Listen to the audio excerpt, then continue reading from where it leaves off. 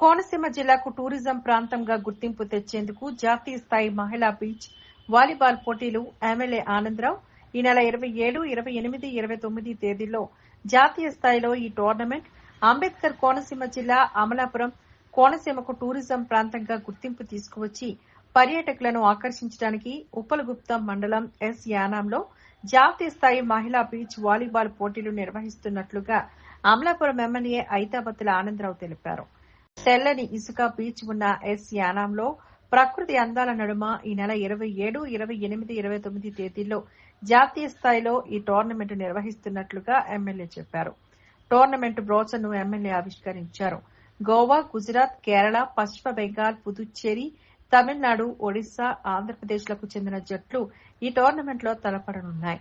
8 రాష్ట్రాలకు చెందిన 36 మంది మహిళా వాలీబాల్ క్రీడాకారిణులు ఈ పోటీలో పాల్గొంటున్నారు.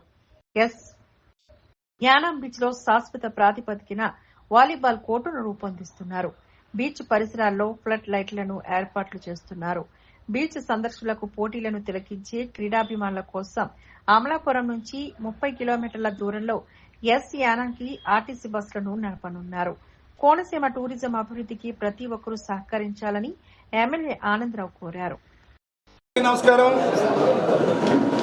అమలాపురం అసెంబ్లీ నియోజకవర్గం ఉప్పలగుప్తం మండలంలో సూరసేన యానం గ్రామంలో సముద్ర తీరం ఏదైతే ఉందో చాలా అందమైనటువంటి ప్రాంతం.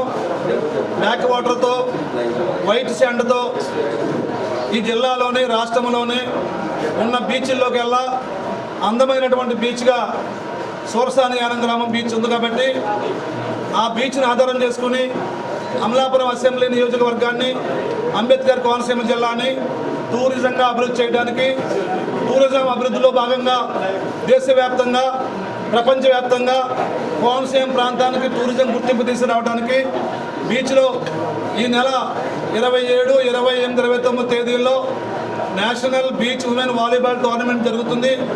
దీన్ని నిర్వహించడానికి మా గ్రామస్తులు ముందుకొచ్చి బాధ్యత తీసుకుని అసోసియేషన్గా ఏర్పడి ఈ కార్యక్రమాన్ని వాళ్ళు నిర్వహిస్తున్నారు.